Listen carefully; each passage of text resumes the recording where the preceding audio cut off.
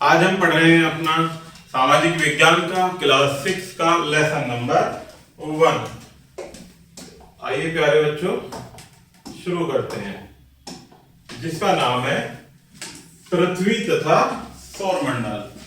तो आज हम प्यारे बच्चों अपने इस लेसन के माध्यम से हमारी पृथ्वी जिस पर हम रहते हैं और सौरमंडल के बारे में जानेंगे। तो आइएगा शुरू करते हैं।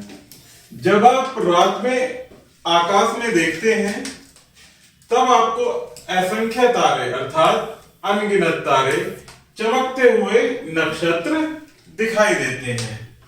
आपको असंख्य चमकते हुए नक्षत्र दिखाई देते हैं।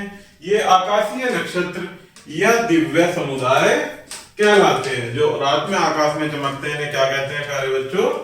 नक्षत्र या दिव्य समुदाय। इनमें तारे, ग्रह, तारे के आकार के उपग्रह, पुच्छल तारा, उल्कापात और टूटा हुआ तारा आता है। दिव्य समुदाय किसे कहते हैं प्यारे बच्चों? यह नक्षत्र। इसमें के कौन कौन आते हैं? तारे, पुच्छल तारा, टूटता हुआ तारा आदि इसी में आते हैं। ये सभी चमकीले तारे ब्रह्मांड को बनाते हैं, अर्थात इन सब से मिलकर क्या बनता है? एक ब्रह्मांड। तारे आकाश में प्रज्वलित वायु के विशाल समुदाय है। सूर्य भी एक तारा है। सूर्य भी क्या है? एक तारा है। यह हमारी पृथ्वी का सबसे निकट का तारा है। सूर्य क्या है? हमारी पृथ्वी के सबसे नजदीक का एक तारा है। आकाश में लगभग 10 खरब तारे हैं, लेकिन आप उनमें से कुछ ही देख सकते हैं। कितने तारे हैं? लगभग 10 खरब, लेकिन हम उनमें से कुछ ही देख पाते हैं। अगर आप रात में देखो तो पता चलता है कि तारे समूह में होते हैं। तारों का एक समूह एक विशिष्ट आकार बनाता है, जिसे क्या कहते हैं? नक्षत्र मंडल। तारों का एक समूह एक विशिष्ट आकार बनाता है प्यारे बच्चों। उस विशिष्ट आकार को हम क्या कहते हैं? नक्षत्र मंडल। 7 तारों का एक समूह ऐसा ही नक्षत्र मंडल है, जिसे सप्तऋषि कहते हैं। एक 7 तारों का समूह है प्यारे बच्चों, जो कि एक नक्षत्र मंडल बनाता है, जिसे क्या कहते हैं? सप्तऋषि कहते हैं। सप्तऋषि बहुत ही महत्वपूर्ण तारा समूह है, क्योंकि प्राचीन समय में यह रात में नाविकों को राह दिखाते थे। अर्थात पूर्व में हमारे प्राचीन समय में यह क्या करता था? हमारे नाविकों को रास्ता दिखाते थे। कौन? सप्तऋषि, अर्थात जो 7 तारों का एक नक्षत्र मंडल है, एक समूह है, वो क्या करता था? रात में नाविकों को रास्ता दिखाता था। सप्तऋषि के पहले 2 तारे हमेशा उत्तर की ओर या ध्रुव तारे की ओर सूचित करते हैं।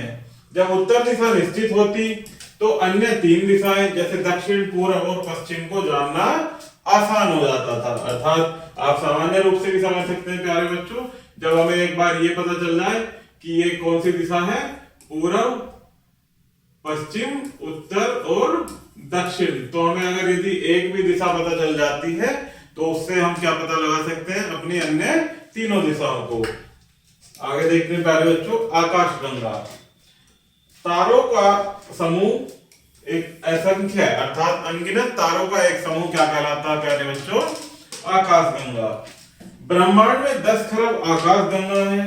प्रत्येक आकाशगंगा में 10 खरब तारे हैं। तो आप इस हिसाब से आइडिया लगा सकते हैं प्यारे बच्चों कि हमारे आसमान में कितने तारे होंगे। कि प्रत्येक असंख्य तारों का समूह एक आकाशगंगा कहलाता है, और ब्रह्मांड में ऐसी 10 खरब आकाशगंगा है, जिनमें प्रत्येक आकाशगंगा में 10 खरब तारे हैं। कुछ स्थानों पर तो इतना पास होते हैं कि वो एक सफेद प्रज्वलित पथ की तरह दिखाई देते हैं। अर्थात तारे इतने निकट निकट होते हैं कि वो एक सफेद रास्ते की तरह हमें दिखाई देता है। तो इस पथ को आकाशगंगा तारापुंज कहते हैं। जहां अधिक तारे होते हैं एक साथ, उस तारे के समूह को क्या कहते हैं प्यारे बच्चों? जो सफेद कलर का होता है, आकाशगंगा तारापुंज। हिंदू पौराणिक कथाओं में इसे आकाशगंगा भी कहते हैं। जो हमारे हिंदुओं की पौराणिक कथाएं हैं उनमें से क्या कहते हैं, आकाशगंगा।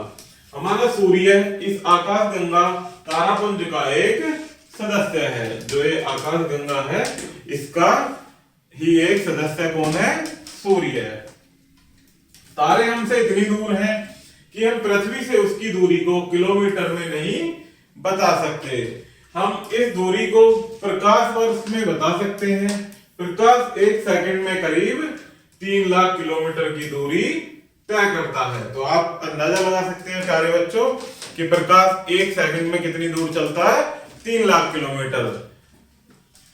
तो यहाँ हमारी पृथ्वी से वो कितनी दूर होंगे हमसे, वह दूरी जिसमें प्रकाश एक वर्ष में आता है उसे प्रकाश वर्ष कहते हैं। जो प्रकाश क्या है प्यारे बच्चों, जिसमें एक वर्ष में जाता है उसे क्या कहते हैं, प्रकाश वर्ष। हमारे अपने सूर्य से प्रकाश हमारे पास 8 मिनट में पहुंचता है।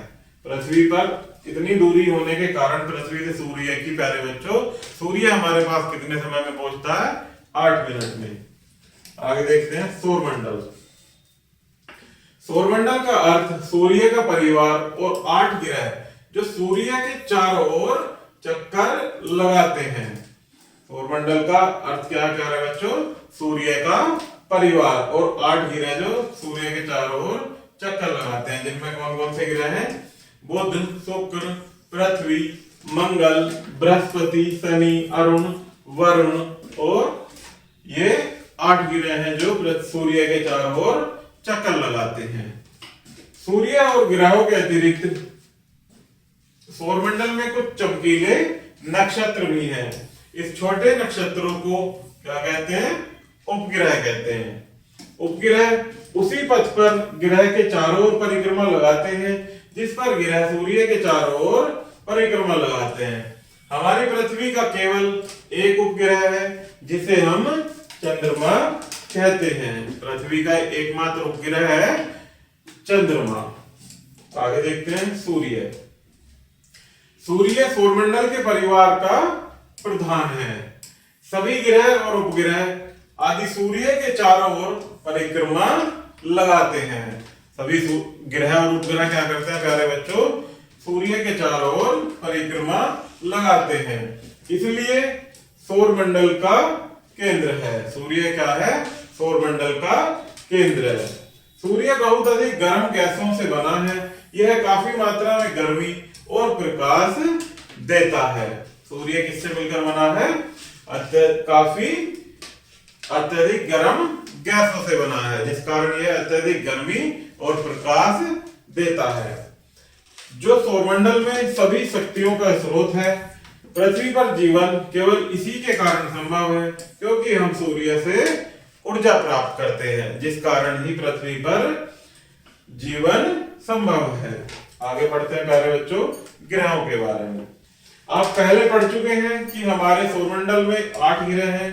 कितने ग्रह हैं, अभी हमने यहाँ पढ़ा 8 ग्रह, बुध, शुक्र, पृथ्वी, मंगल, बृहस्पति, शनि, अरुण, वरुण और शनि। ये क्या है, 8 हमारे ग्रह हैं। बुध ग्रह सूर्य के सबसे निकट होने के कारण सबसे गर्म ग्रह है। पृथ्वी सूर्य से न तो अधिक दूर है और न ही अधिक पास है, इसलिए पृथ्वी पर जीवन के लिए सूर्य से इसकी दूरी उपलब्ध है। क्या है प्यारे बच्चों कि पृथ्वी न तो सूर्य से अधिक दूर है और न ही अधिक पास है, इसीलिए पृथ्वी पर जीवन संभव है। नाप के अनुसार ग्रहों का आरोही क्रम, अर्थात वो कितनी दूरी पर है इस हिसाब से इनका आरोही क्रम। पहले आता बुध, फिर शुक्र, पृथ्वी, मंगल, बृहस्पति, शनि, अरुण और वरुण।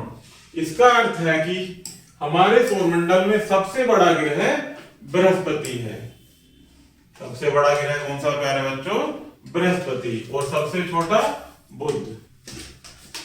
बृहस्पति, शनि, अरुण और वरुण हमारी पृथ्वी से अधिक बड़े हैं, जबकि शुक्र, मंगल और बुध पृथ्वी की अपेक्षा छोटे ग्रह हैं।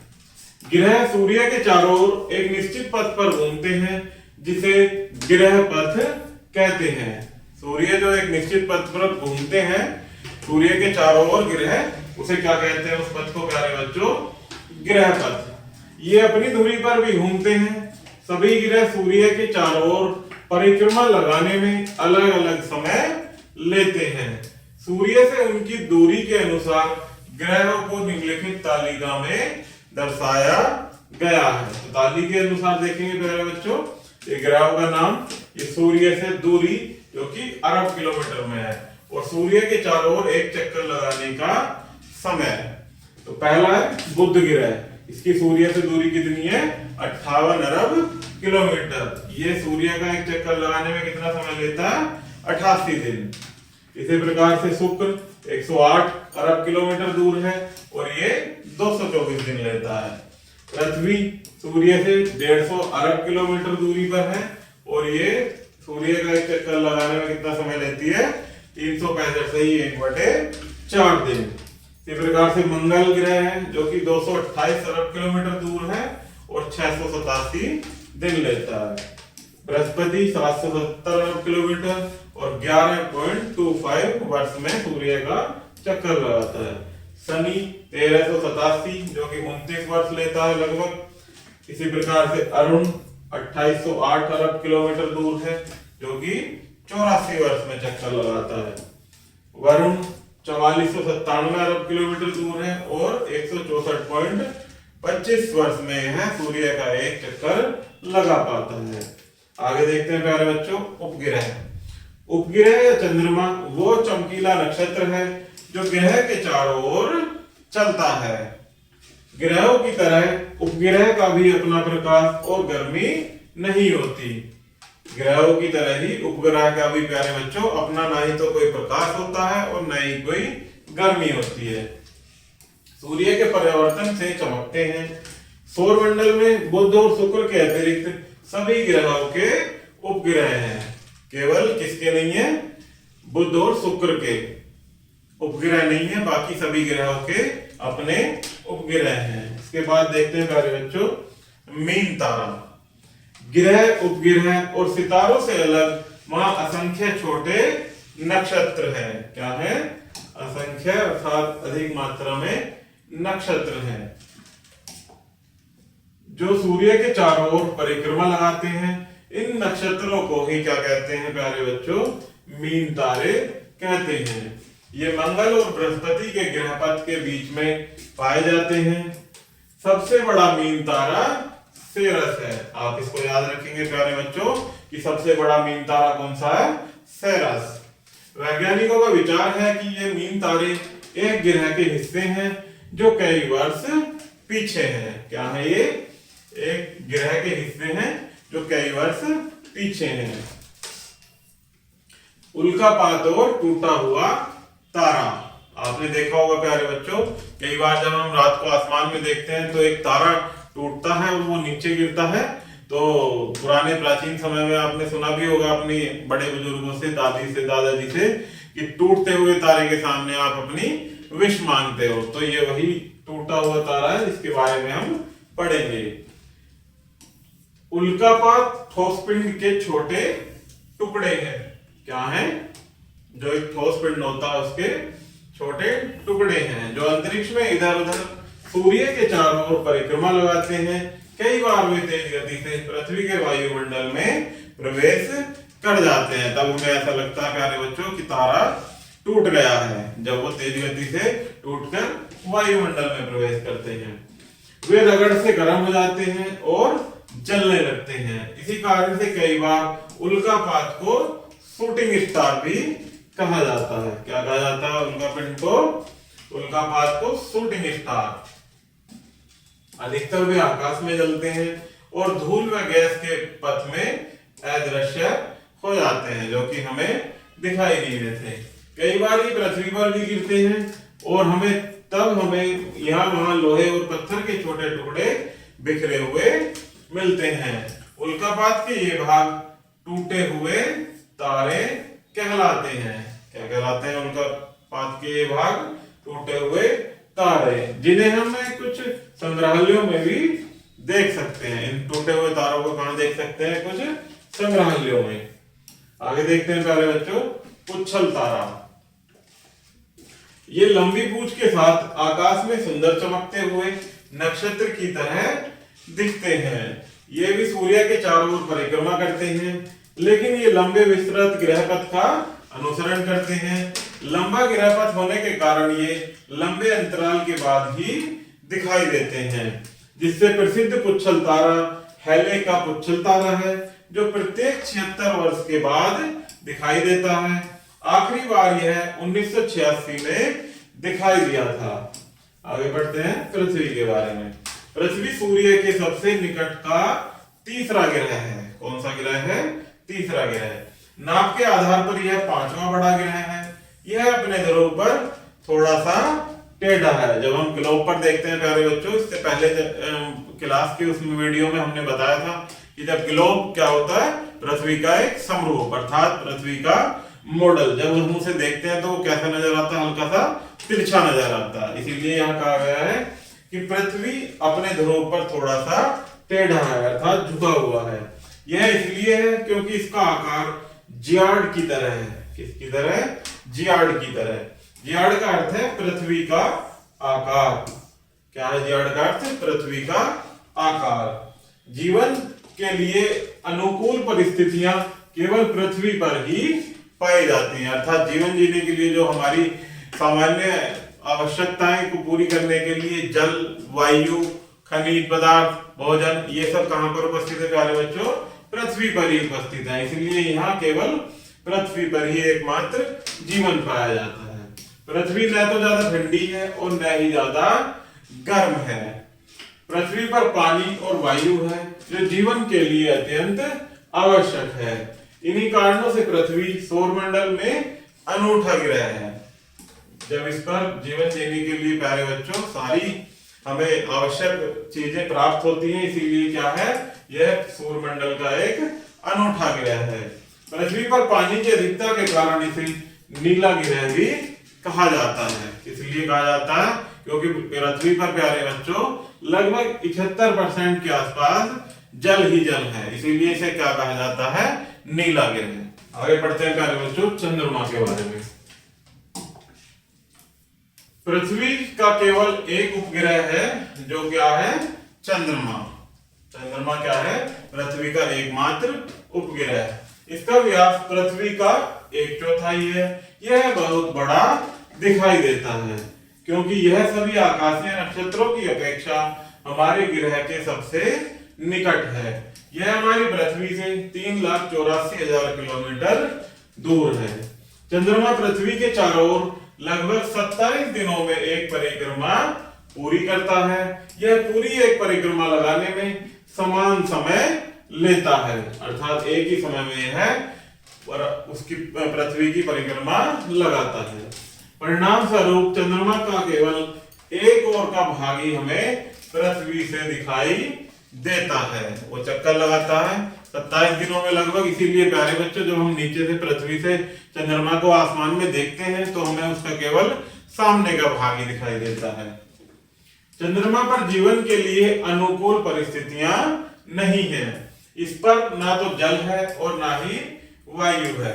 इसके धरातल पर पर्वत, मैदान और गड्ढे हैं। जो चंद्रमा की भूमि है प्यारे बच्चों, उसका जो समतल है वो कैसा है? वो गड्ढे हैं, वहां पर पर्वत और मैदान है, लेकिन पानी और जल, वायु वहां पर नहीं है। चंद्रमा के धरातल पर इनकी छाया होती है। आगे देखते हैं चंद्रमा की कलाएं। हम चंद्रमा का अलग अलग आकार देखते हैं।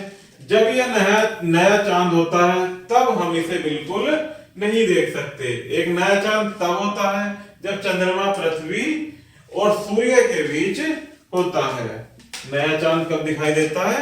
जब चंद्रमा सूर्य और पृथ्वी के बिल्कुल बीचों बीच होता है। इस चांद के बाद हमें अर्धचंद्र दिखाई देता है। इसमें हमें केवल चमकता हुआ हिस्सा दिखाई देता है। दिन प्रतिदिन यह चमकता हिस्सा बढ़ता जाता है। नए चांद के 14 दिन बाद हमें इसका पूरा चमकता हुआ हिस्सा दिखाई देता है, जिसे क्या कहते हैं? पूर्ण चंद्र कहते हैं। पूर्ण चंद्र तब होता है जब पृथ्वी सूर्य और चंद्रमा के बीच आती है। पूर्ण चंद्र कब दिखाई देता है प्यारे बच्चों? जब हमारी पृथ्वी पूर्ण रूप से सूर्य और चंद्रमा के बीच आ जाती है। भारत में पूर्ण रूप से चांद दिखने की रात को अमावस्या की रात कहते हैं। जब भारत में पूर्ण रूप से चांद दिखाई देता है प्यारे बच्चों, तो उस रात को क्या कहते हैं? अमावस्या की रात। और पूर्ण चंद्र की रात को पूर्णिमा कहते हैं। चांद छिपने की रात को अमावस्या की रात कहते हैं और पूर्ण चंद्र की रात को पूर्णिमा कहते हैं। आगे देखते हैं प्यारे बच्चों, कृत्रिम उपग्रह। अंतरिक्ष में बहुत सारे कृत्रिम उपग्रह छोड़े गए हैं। कृत्रिम का मतलब होता है प्यारे बच्चों जो निर्मित करके अर्थात बनाकर भेजे गए हैं, छोड़े गए हैं। ये कृत्रिम उपग्रह मानव द्वारा निर्मित रॉकेट के द्वारा पृथ्वी के ग्रह पथ पर छोड़े गए हैं। ये मैंने आपको बताया कि जो मानव द्वारा निर्मित है अर्थात बनाए गए हैं वो वाले उपग्रह, उन्हें क्या कहते हैं? कृत्रिम उपग्रह।